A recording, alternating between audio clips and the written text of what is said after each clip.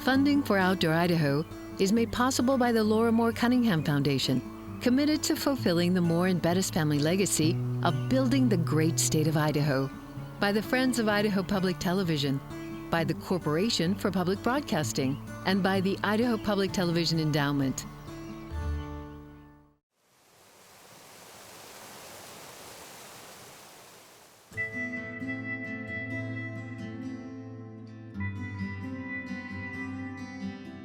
Mother Nature did a heck of a job in Idaho, and I think Outdoor Idaho captures that.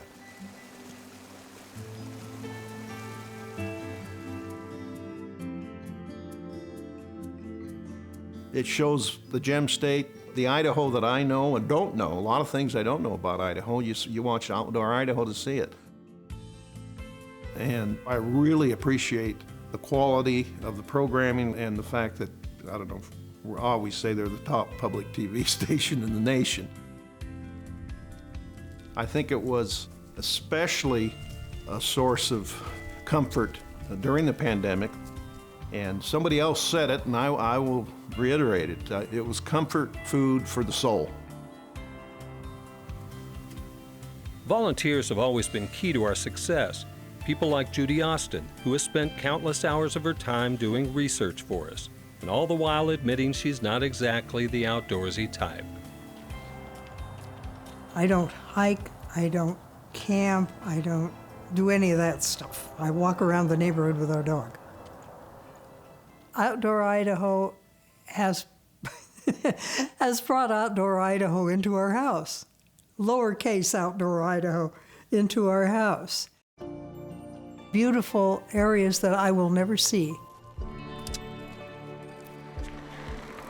We've also relied heavily on environmental experts, politicians, outdoor enthusiasts, as well as federal and state employees to tell our stories. Leo Hennessy has helped us on several Outdoor Idaho episodes. Oh, not bad. Come on in. Well, some of them were a long time ago, and I came to Idaho in 1989 and as the non-motorized trails coordinator for the state of Idaho, and I wanted to mountain bike Hell's Canyon. I heard about this deep canyon, and so we went down there and we found out that the public TV was doing a show on it, and I met Bruce. He said, you want to ride in our jet boat? We're going to go the full length of the canyon. So what we could do is we could ride a section of the trail, and then we'd get to the end, and then we could jet boat back.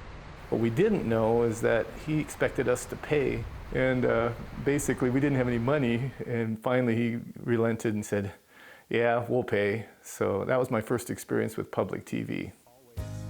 Luckily for us, Leo didn't hold a grudge. In fact, he ended up catching the Outdoor Idaho bug. Because you may have to drive for 2 or 3, 4 hours. I'm just amazed at what your crew can do. And the cameraman is ones that really amaze me.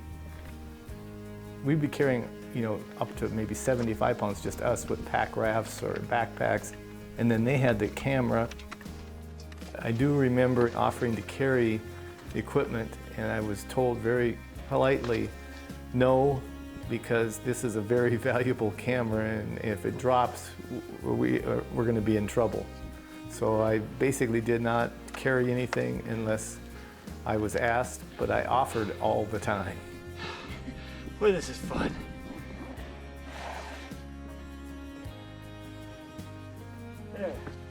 There's the benchmark.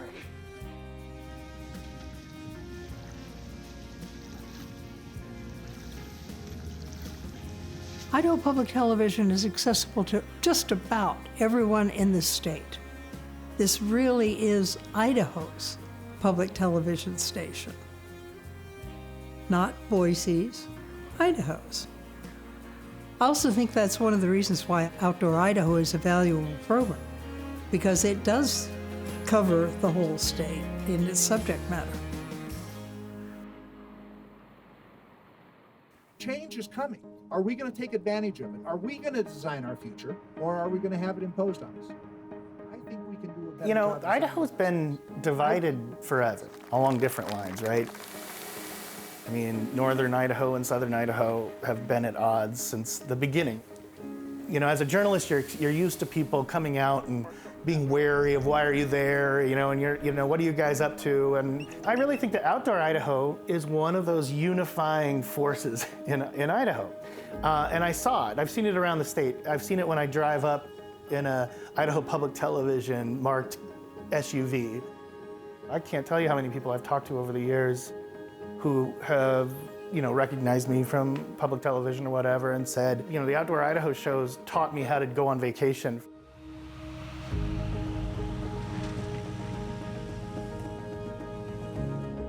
Outdoor Idaho is absolutely an asset to all of us who live here in Idaho. If we didn't have it, I don't know what would fill that void exactly, because the outdoors is what most Idahoans have in common. It speaks to that, Boisean who hasn't had a chance to get out further than the Boise River. But it also speaks to the hunters and the fishermen who, routinely spend their Octobers in the woods. It also speaks to people who their livelihood is working for the Forest Service. Their livelihood is working for the BLM. They want to hear what Outdoor Idaho has to say.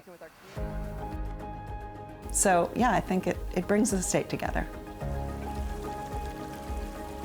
To see the world of politics and what's going on around us, and the fact that people cannot anymore agree to disagree, and yet turn on Outdoor Idaho and you see this splendor, and you don't see a lot of controversy going on between people. It's man kibitzing with nature, and I think that it's a good, again, comfort food for the soul. I don't want to overplay that, but it is.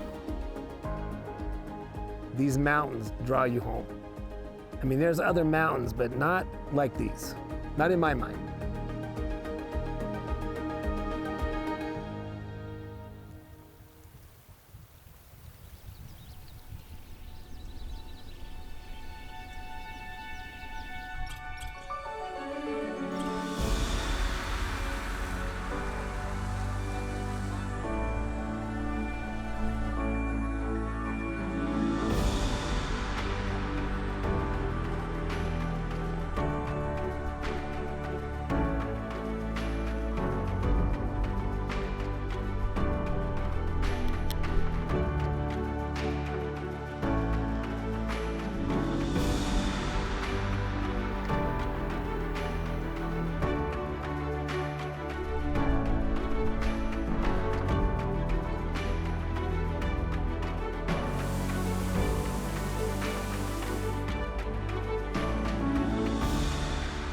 There's just something about beautiful imagery like this that makes your heart sing. It's a visual symphony, and it was captured by Outdoor Idaho videographer Jay Krajcik. For the past 16 years, Jay has hiked hundreds of miles, rafted whitewater rivers, ridden horseback, and climbed mountains, all in order to document the grandeur of Idaho and the people who call this state home. So I got a degree in still photography, and through the course of graduating and trying to figure out what I wanted to do in life, somebody mentioned that if I ever wanted to go into television. And when they did that, the little light bulb went off, and I was off running, and that's what I was gonna do for the rest of my life. Watching Jay work, you can see there's a real sense of joy and devotion. In the field, he's on the go nonstop, literally, moving his tripod from here to there and back to here again, waking at dawn for sunrise and staying up late for sunset. I had this passion for documenting things. I can document things a lot better with video than with still photography. After working in the news business for 20 years, the thought of coming to work at a job where I can go hang out in the wilds of this very wild state and capture it, that was pretty appealing to me. We have canyons in the south, beautiful, beautiful, deep, rugged canyons. We have more mountains than I've ever seen before. And rivers, nobody has rivers like Idaho. They're beautiful. Yeah, it's such a beautiful state. But trust us when we tell you capturing the majesty of this state isn't always easy. Shooting video for Outdoor Idaho means roughing it with long hours, bad weather, and lots of driving. We camp a lot. We sleep in tents, we sleep on the ground. Not there yet. I mean, you're kind of self-contained when you go on some of these backcountry shoots. You got to have a water filter, you got to have a stove, you got to have fuel, you got to have food, you have to have rain gear. We have to do a lot of driving to get to places. We cover the whole state, and you have to drive and drive and drive. Yeah, we've driven a lot of roads. We've driven a lot of highways, we've driven a lot of dirt roads, and I've gotten a lot of flat tires. But there are so many variables that will get in your way and really make things a challenge. Are you done? Yep. Okay. Just stinging. A little bit. Not bad. Not bad. Good. For example, shooting video while whitewater rafting. Rafting has been a big part of a lot of shoots. And there was that one fateful trip down the Owyhee River when I fell out of the boat. That was fun.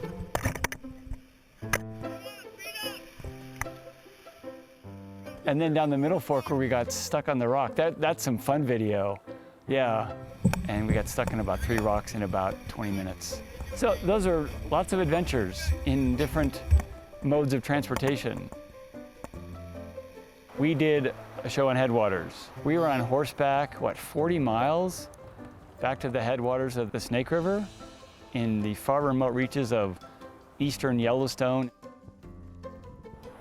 Then we did the Selway River, and that was about 25 miles on a mule. Yeah, those were pretty extreme trips. Plus, there's just a lot of walking.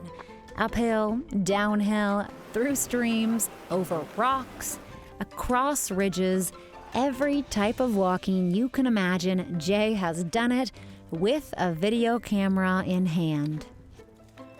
There's a lot of hiking involved. You gotta hike a mile, maybe 2 miles, maybe 20 miles like we did a couple weeks ago. Being the mountain goat that he is, Jay has scrambled up peaks all over this state. Castle Peak in the White Clouds, Ryan in the Boulders, Trapper in the Bitterroots, and all 9 of the 12,000-foot peaks. Something about the people that work for this show, they like to climb peaks. What is with that?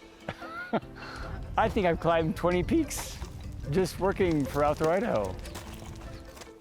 And I would get so stressed out before every one of those hikes because you have to really push your body to get up to a 12,000-foot peak from elevation 5,000 feet. But you got to make sure the gear works, and you got to make sure you work, and you have all the stuff you need to take care of yourself and to do the job. It's a big reward to finally make it to the top and see that you have the video that you need to make a segment in a show. You're on top of the world. For the last time. If you ask Jay about any part of Idaho, most likely he'll be able to tell you how to get there, when to go there, and what to see there. I mean, it's my job to go out and find all these places to go to and then capture it with a video camera. I feel like I've documented just about every corner of this beautiful state. In all our sweaty glory. And told a lot of different stories. From the Bruno River in the south to the Seven Devils in the west, Upper Priest Lake in the north, and Tetons in the east. We had a wonderful time up at Upper Priest Lake. That was so cool. We got dropped off by that boat.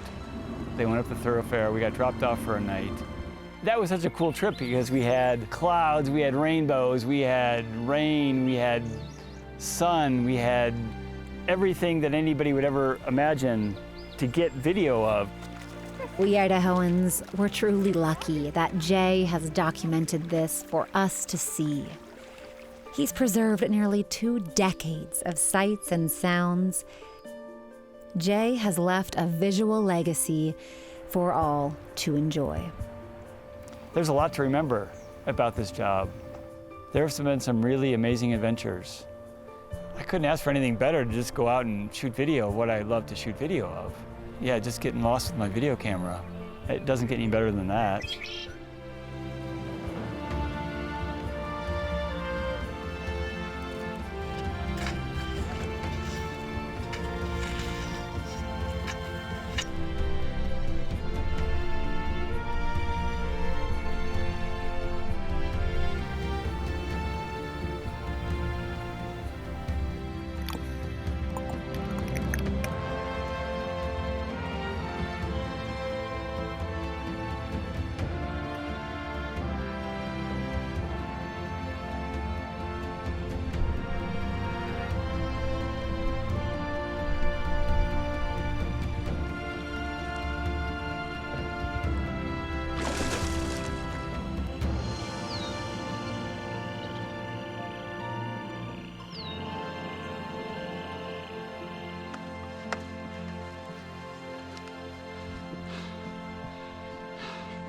Boy, this is fun.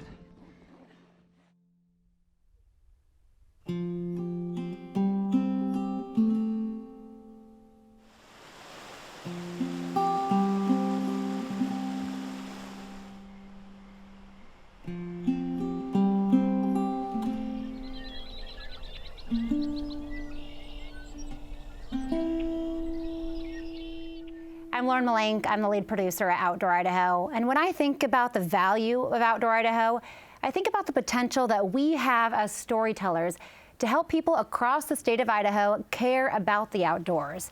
And that includes kids. And I like being outside because I've had a wasp on my hand, a jumping spider on my hand, and another wasp on my leg. I'm just like, okay, it's just a bug. It's not gonna bite me, but if I just freak out, I will get bitten. Perfect! Where's your paper? My paper. There it is. I'm Bill Manny, executive producer at Idaho Public Television. And what I love about Outdoor Idaho and what I love about the outdoors in Idaho is the power it has to bring people together. Urban and rural, That was the farthest I've had to chase him in 9 miles. newcomer and old-timer. You know, you can't be an Idahoan and not love the outdoors. And Outdoor Idaho brings the outdoors to every Idahoan. No one has the answer, but we're all working towards the same goal. Healthy environments, healthy communities, and here in Idaho, right? So we have to work together. But Outdoor Idaho showing all those other sides and the stories is exactly what's needed to foster that, not only collaboration, but solutions to the big problems we face, is to hear the other. How many people in here, let's show their hands, are against this national monument? Listen to them and understand their story, whether or not we agree with it, just understand it. And when we just hear each other's stories and start saying, yeah, actually that matters to me too. I just never really realized it because I never heard it in that way. That's when things move forward. My name is Ruth Brown, and I'm a producer and writer for Idaho Public Television. And when I think about the future of the outdoors, I think about kids and what we should teach them moving forward. We're lucky to live in a place like Idaho, and we want to sustain that as long as possible. Because we get to play a lot and climb trees. We get to see roly-polies and ladybugs. That's what good. They're burrowing their feet in the sand, they're climbing up trees and noticing their hands get sticky.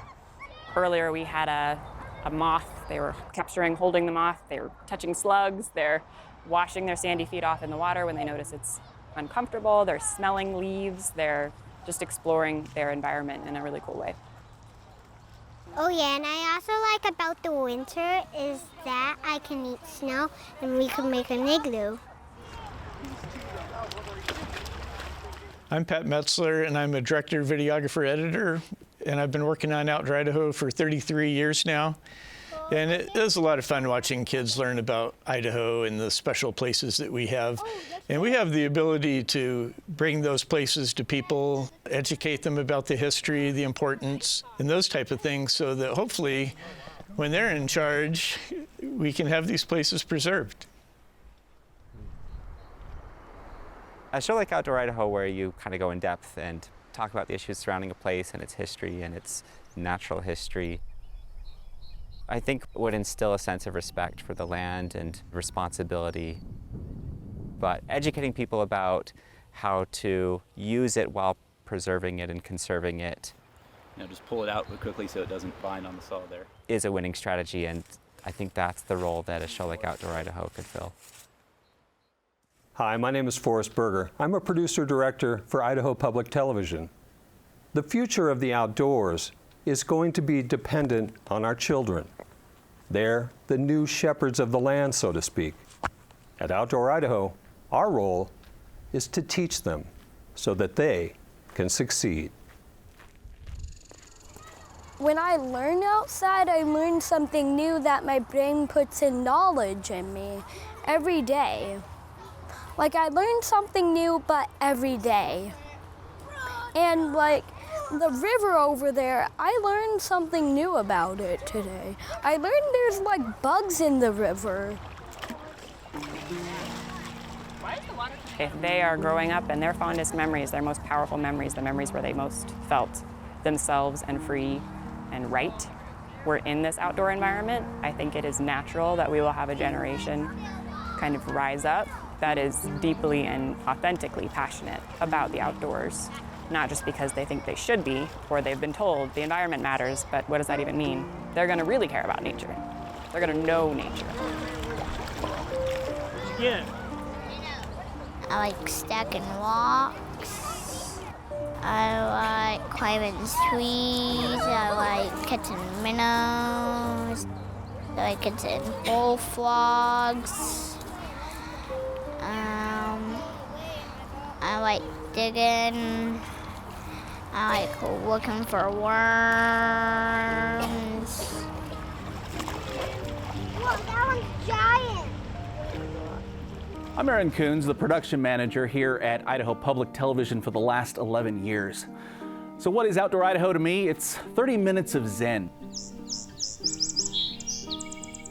Being out in nature, enjoying the outdoors. What Outdoor Idaho brings is education. You get to learn about things, be inspired, and every once in a while, it brings that sense of awe.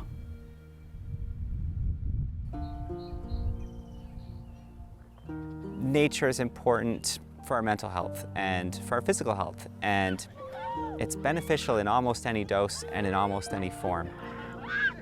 It's not all equally beneficial. It's great if you can get out on a multi-day backpacking trip, but failing that, if you just can sit outside on your porch for 15 minutes, open a window, or turn on Outdoor Idaho and watch an episode. And the research says that even watching a nature show can provide many of the benefits that we get from being in nature. And plus every day, it doesn't matter if you get dirty, it matters if you have fun. Scientists know things about the very specifics of how the environment works that a lot of people don't. But it turns out that people working on the land, whether they be ranchers or loggers or even miners, they know a lot of things about how the land works that scientists don't. And that, I think, is maybe the most critical component of education, is helping us develop our own perspectives by listening to others instead of just trying to figure that out on our own. Nature and the environment around us provides us a sense of wonder and awe that almost nothing else in our life does. And that's, I think, what people care about protecting. But we also want to be able, for our kids, to go have the same sense of wonder and experience that we've had in the outdoors that could very well be lost if we don't take care of it. It's preserving that sense of wonder alongside the utility. The hikers wonder, the snowmobilers wonder, the bird watchers wonder, the ranchers wonder. They're all the same sort of wonder, and they enact it differently. And we can absolutely work together and keep enjoying the things we enjoy with some humility and a little bit of good old-fashioned working together. I don't touch spiders, but I do catch roly-polies and try to bring them home. You bring them home? Where do you put them to bring them home? I'll just let them crawl all over the place in the house. So inside you play video games and that just you set your mind on video games, but if you play outside, you're actually learning something. And in video games, you're only learning controls on video games. But if you're outside, you're learning about animals and bugs and all sorts of things.